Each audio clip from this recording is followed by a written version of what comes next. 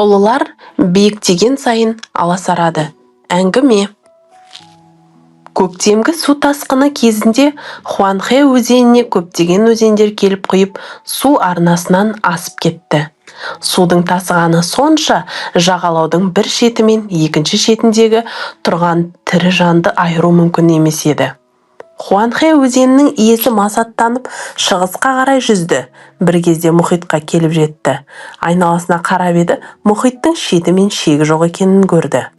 Ол басын бұрып, жан-жағына біраз қарап тұрды да, мұхитқа құрметпен бас иіп, күрсінді де былай деді: "Мен мұндай шексіздік барын білмеп едім. Егер мен осы қақпаға келмегенде, басқаларға күлкі болып жүре беретін едім. Өйткені мен жоғарылар бізден де ұлылар бар дегенде сенген жоқпын" деді. Мұхиттың иесі айтады: "Құдықтың түбінде өмір сүретін бақаға мұхит туралы айту ақылға сыймайды. Ол өзінің апанынан ешқайда шығып көрген жоқ. Тек қана жаз мезгілінде өмір сүретін шыбын-шіркейге қыстың суығы мен көктем туралы әңгіме айтуға болмайды. Ол шектеулі уақытқа ғана өмір сүреді. Мұхитқа шығып, сен өзіңнің кішкентай екеніңді көрдің.